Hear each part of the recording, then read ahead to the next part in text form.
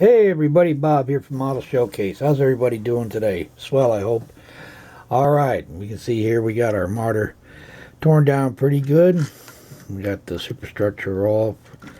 Got the cannon out. Been working on the seam on him, trying to get him cleaned up. A little priming done to it. Same way with the gun carriage. We're going to try to get a little bit more detail onto it and a little weathering.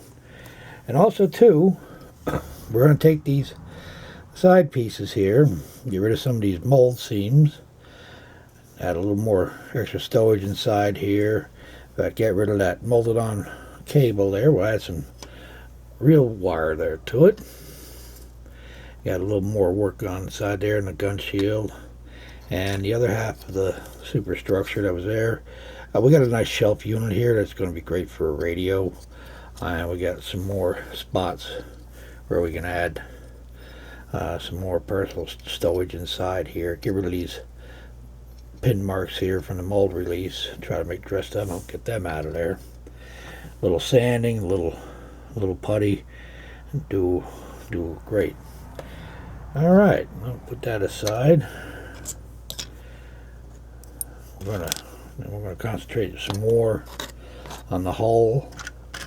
Well, first of all, we're going to try to do a little super detailing work inside there. You can see that looks, pretty sparse inside there. Try to put a back end onto this machine gun. Some steering controls in there, maybe the transmission tunnel. Had to do a little bit more research onto it. Try to make it look accurate as possible. And then, do some more work on the exhaust.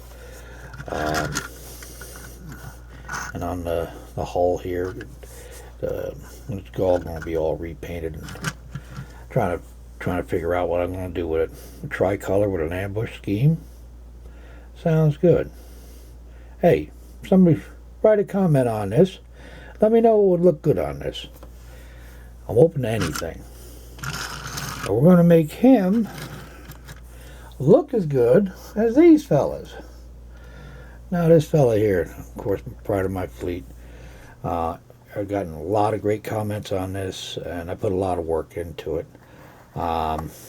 This one actually was pretty badly damaged in the move, and I come pretty close to throwing it away, but a little time and a whole lot of spare part boxes that I have, we brought it back to life.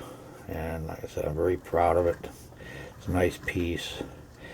And we're going to be going over on making tarps again, what kind of materials we'll be using and whatnot. So let's see what we're going to be using. First off here, we got all different sizes of ropes, different diameters. Great for tying down tarps. This could actually be made into small winch cables. Stretch it out. Paint it a steel colored and add some rust to it. A little black wash, really bring it out. But this one here is my favorite. Is what I use for making towing cables. And I hope you can see that cable in there. All it is just bent over with a touch of CA glue on the end.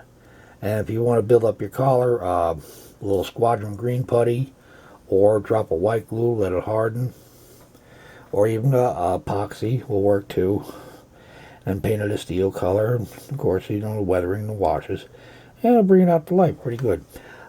Basically, these ropes are from shipbuilding supply houses, model shipbuilding that is. Excuse me. And they're readily available online. Another thing we'll be using is wire. Copper wire, again, different diameters. Great for representing cables, radio, and not radio antenna, radio microphone wires. There's thousands of uses for this stuff. Just let your imagination open up. You'd be surprised what you can do with it. And last but not least, it's brass wire. Now, it's heavy, but it's a good diameter. It's a little bit stiffer than the copper. It holds its shape pretty darn good. Great for making grab irons, or saddle steps. I found this in a flea market for 50 cents. And hey, check out your flea markets, fellas. And garage sales, you never know what you're going to find. Okay, now, one other little trick we're going to show you. Now, you see where we already tore down the martyr. Yeah, I know, it's just a Dixie cup. Handy little item, though, for them parts that come off that they don't want to lose.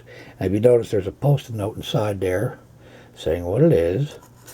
And if you're like me, you probably bought a pack of post-it notes like that, and they don't stick too darn good. So I just put them in a cup, put it off to the side, and that's it. It keeps it nice and safe, keeps it neat. And here's another project I've also started some work on. Now, on this Sherman, this is a Dragon model I got a couple of years ago. It's an Easy 8. And I've really gotten down to start weathering it, and I add a lot more detail to it. But you can see here the scratch built cable. But on this one, you can see here, let's see if I can get this close enough to the camera. I used the kit supplied cable. I cut the end off, drilled it out, and dropped a CA glue, and there you go. That's great for hanging on. And the cable's just the right diameter for all the cable holes onto the hull here. Like I said, we got a lot more work to do on him, a lot more detail to add. But yeah, we're going to get him looking as good as the other Sherman. And we got a whole bunch of stuff down the road we're going to go over.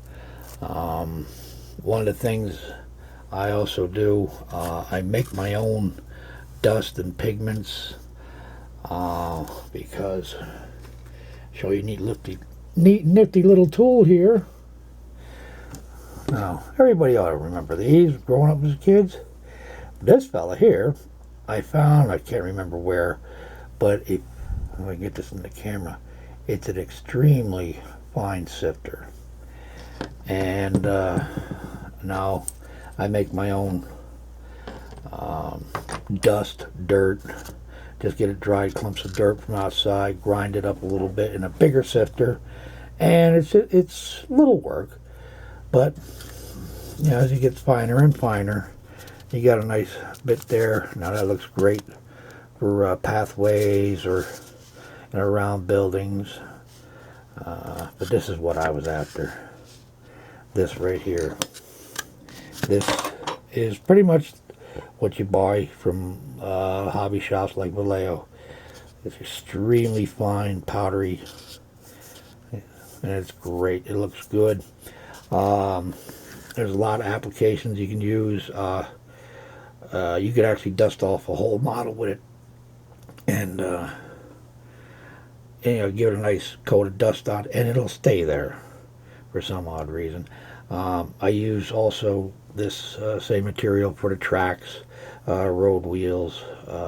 I just use a little bit of water and white glue with a drop of dishwashing detergent, and I put it in an atomizer bottle, sprayed on like in large areas.